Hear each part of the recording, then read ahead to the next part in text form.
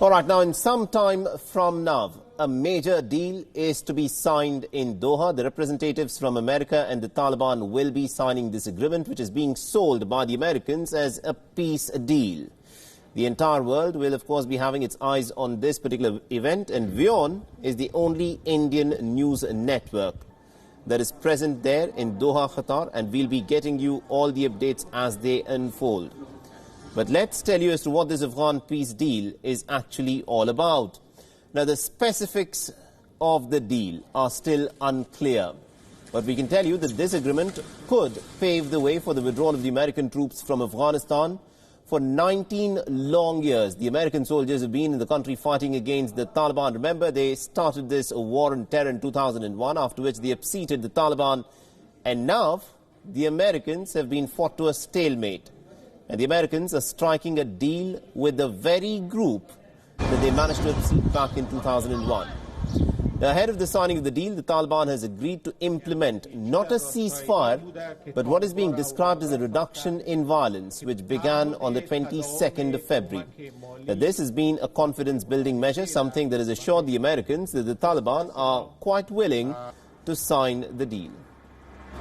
But the goal of these peace talks is supposed to be some form of a power-sharing agreement that will take place between the elected representatives in Kabul and the Taliban. Now, representatives from 26 different countries will be participating in this signing of the peace deal agreement today. Now, Qatar has also asked India to send a representative, and New Delhi has accepted the invitation. Meanwhile, US President Donald Trump has also called on the Afghans to embrace the prospects for peace just ahead of the signing of the peace agreement with the Taliban. US Secretary of State Mike Pompeo has just arrived, we're given to understand, in Doha a little while back to sign this agreement, which potentially could lead to the withdrawal of the American soldiers after the 19-year-long war. But Trump has further added that the deal has the potential to create a powerful path forward to end the war in Afghanistan and bring the American troops back home. In a statement, he has said, and I quote, "Ultimately, it will be up to the people of Afghanistan to work out their future. We therefore urge the Afghan people to seize this opportunity for peace and a new future for their country."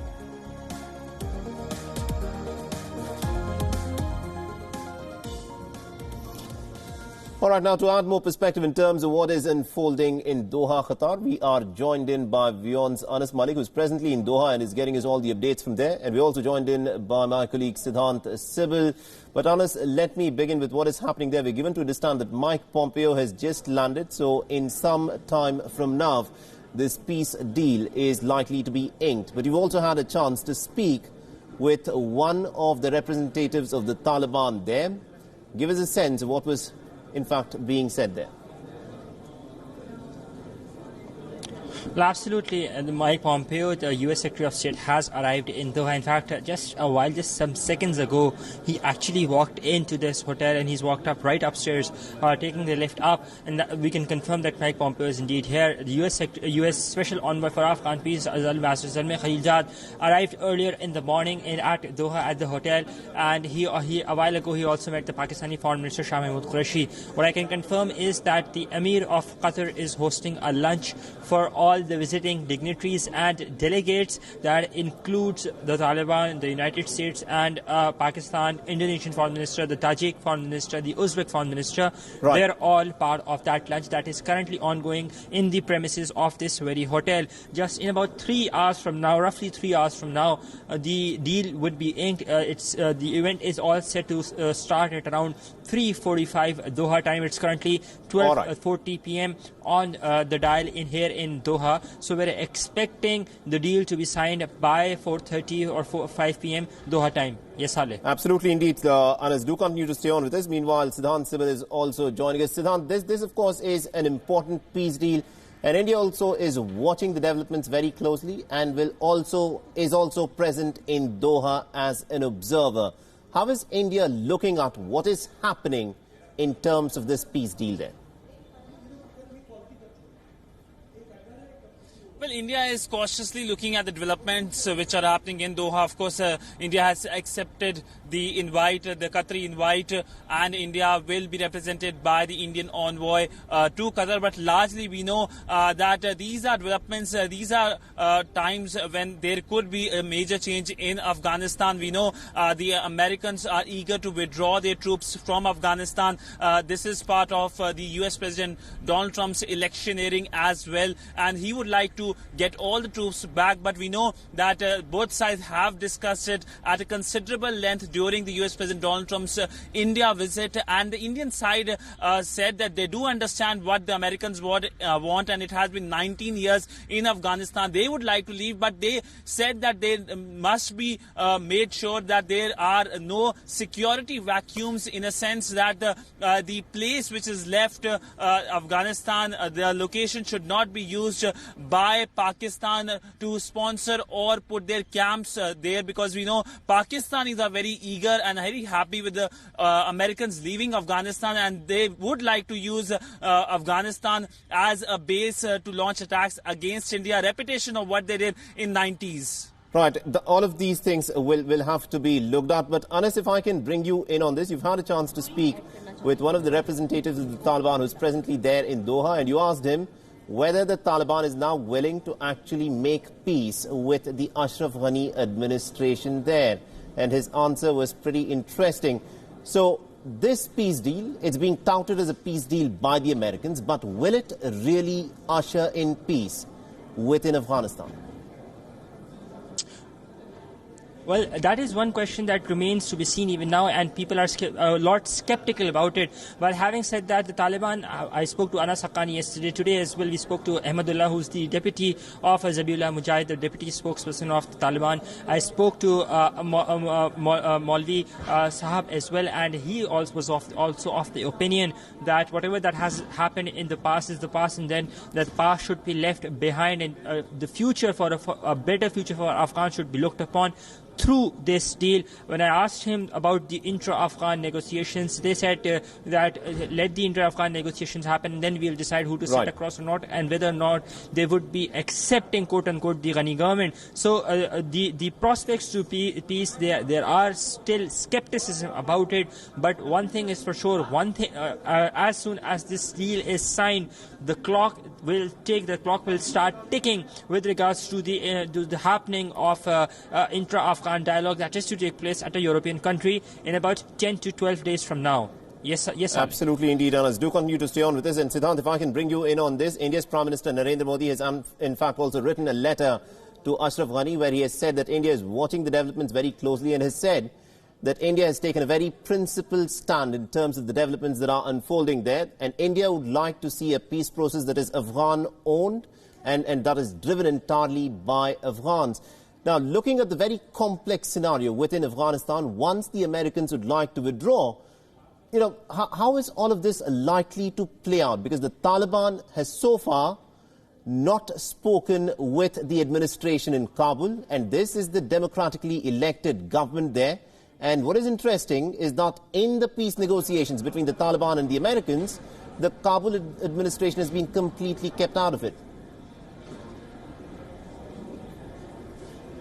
Well, the Taliban do not recognize the government in Afghanistan, in Kabul. They consider it as a puppet of the Americans put in place after the invasion in 2001.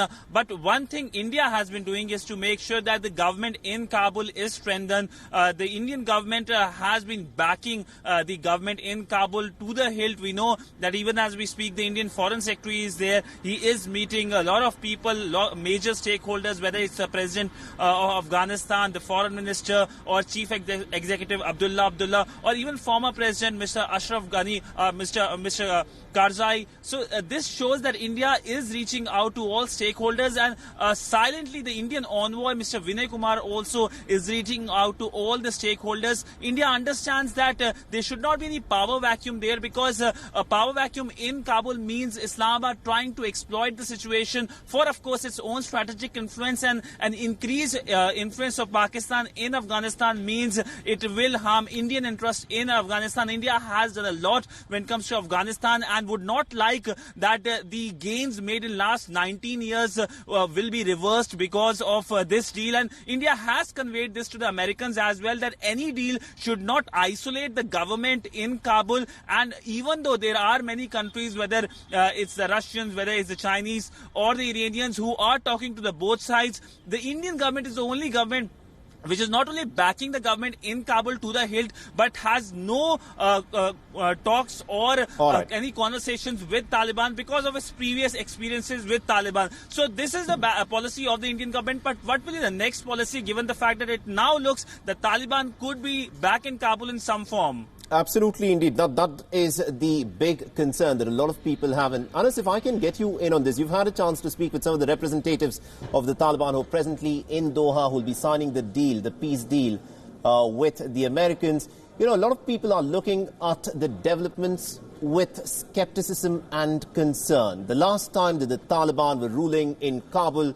they imposed a very strict interpretation of the Sharia, which had imposed a lot of restrictions on women. Now, the Taliban in some ways are being brought back into the administration one can only foresee. But has Taliban, in its way, in its worldview, changed some of the earlier interpretations that they had imposed on the people of Afghanistan?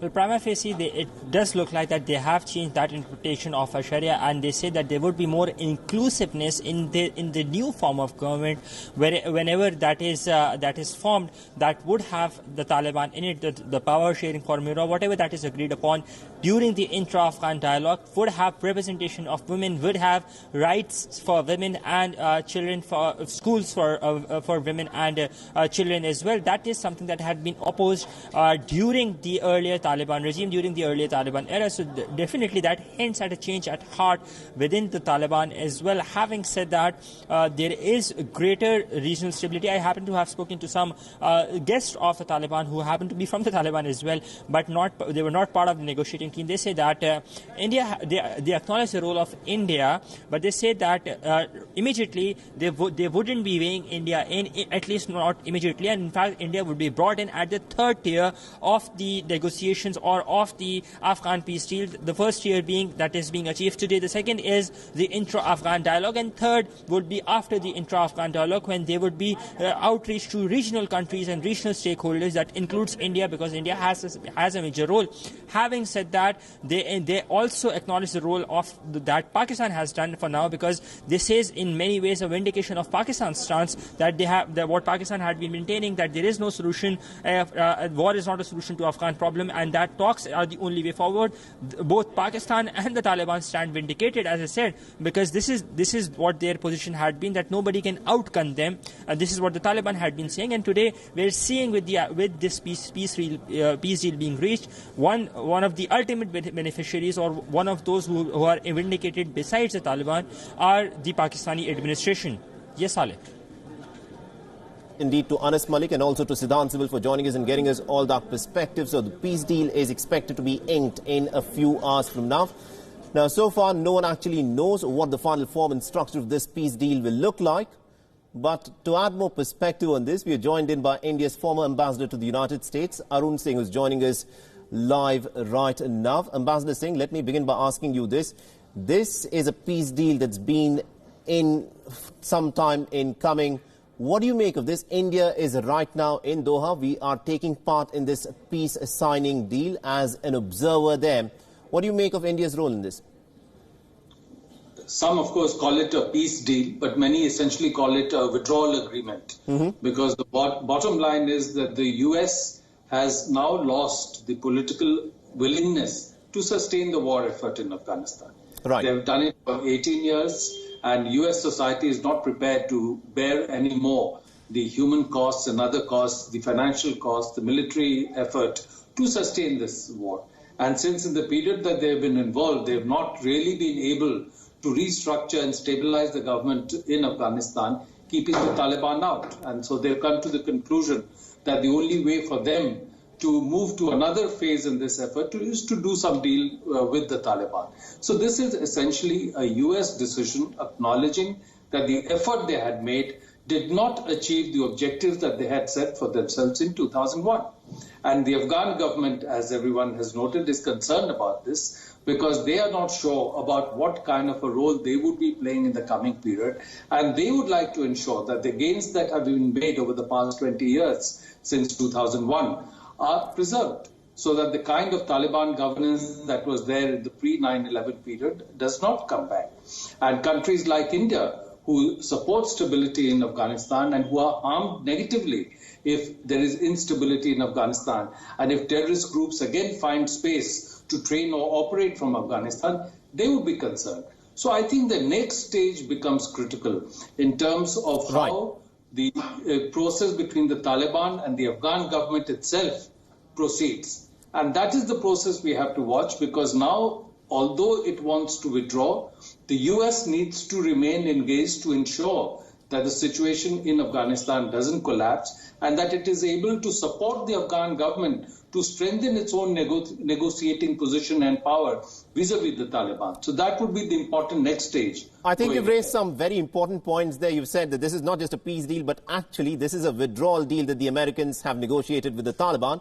But, you know, what is interesting in all of this is that in these peace deal negotiations that the Americans are trying to sell this to the rest of the world, they've completely kept the Kabul government out of them. By doing this, realistically looking, can peace actually be expected to come about in Afghanistan with this deal?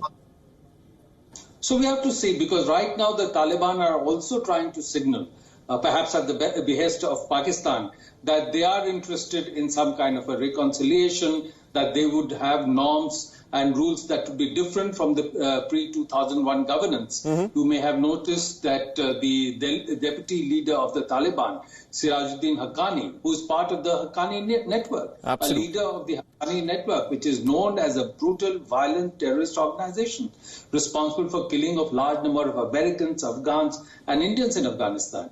He has written an op-ed in the New York Times, and I'm sure facilitated also by the Americans, showing that, this time they will be different, the governance will be different, they will be more inclusive, that they will make space for education of girls, for rights of women. So we have to see how that plays out. But right now, Pakistan also wants to get back in the good books of the West and the United States, because Pakistan, everyone in the US and West had been seen as supporter of terrorism, sponsor of terrorism. There's pressure on Pakistan through FATF, and Pakistan is trying to see if it can get some equity back in Western capitals, particularly the United States, by midwifing some kind of an agreement between the Taliban and the Afghan government, so that in the process going ahead, in the months and years ahead, Pakistan would be seen by all these countries as an important and useful partner for them. And so Pakistan remains on the grey list, not on the black list of FATF. And you'd have noticed that even when President Trump came to India, he spoke several times about having a good relationship with Imran Khan, about working with Pakistan as they take action against terrorist groups on the Pakistan border. So I think that is the game. It's not just a Taliban and Afghan government game. There's a simultaneous game being played out by Pakistan vis-a-vis the Western countries, and also Pakistan hoping to get some influence back in Afghanistan, not quite like the pre-9/11 situation, but certainly better than the kind of influence they have now. So, and also, what do you make, Ambassador, what do you make of the Indian presence there? India is, of course, present as an observer at this peace signing deal agreement. What do you make of India's presence there? So I think it's a useful step, because so right now, India has itself not formally engaged with the Taliban, because India has taken the position that it will be one step behind the Afghan government, or in lockstep with the Afghan government. As and when the Afghan government begins to talk to the Taliban, then India may not have any hesitation or objection itself to talk to the Taliban. So given that, and given that now there is an agreement being worked out by the US and Taliban, given that there is an Afghan government delegation which is present on the occasion, and that there will be some contact between the Afghan government and the Taliban, it makes sense fully for an Indian representative to be present on the occasion, but again as a deliberate signal. At the same time, the Indian Foreign Secretary is today in Kabul, meeting the Afghan government, carrying a letter from the Indian Prime Minister. And also on the US side, while this deal is being signed, the US Defense Secretary is in Kabul, the NATO Secretary General is in Kabul, and they are signaling that even as this kind of agreement is worked out, their support for the Afghan government will endure for a while. So it's a one step, it's a complex process, and everybody is trying to feel their way through this to maximize the gains for themselves. Absolutely, indeed, Ambassador, and also because we are short of time, very quickly, if I can ask you to weigh in on this. The fact of the matter is, it is an election year in the United States. Donald Trump has said that he does not want to fight these very costly and wars that simply do not contribute to the Americans, is how he has put it. Now, the predecessor of Donald Trump, Barack Obama, had also said that he'd like to withdraw troops from America. That was not possible. So can Trump succeed where Obama had failed? And how much of this peace deal has been brought about keeping the elections in America in mind? You're absolutely right. The elections in America are a very important factor. President Trump has been saying since his campaign in 2016 that he wants to draw down on U.S. involvement outside and bring American troops back home. He has been saying on many occasions repeatedly that he believes that each country should be taking its own sovereign decisions. America is not the world's policeman, and he wants to bring the forces back. And the reason for that is that because of almost continuous involvement in external military activity since 2001 in Afghanistan, in Iraq and elsewhere, there is a fatigue that has come into U.S. society from sustaining this effort. So it is a popular step as far as the U.S. society is concerned. That's why he wants to bring them back. And President Obama said the same thing in 2009. But he was not able to do it because of, again, political pressures, because of the different advice from the military. And President Trump feels that he has the political capacity to see through and have electoral gains for himself. All right, we are completely out of time. Thank you very much indeed, Ambassador Singh, for joining us and getting us all those insights. The deal is expected to be signed another couple of hours from now. No one knows what the final form and structure of this deal will be like. Will it usher in peace? Is, of course, the big question. With that, it's also a wrap on this edition of the News Bulletin. Do continue to stay tuned as we'll be getting you all the updates as they unfold in Doha. Bye for now.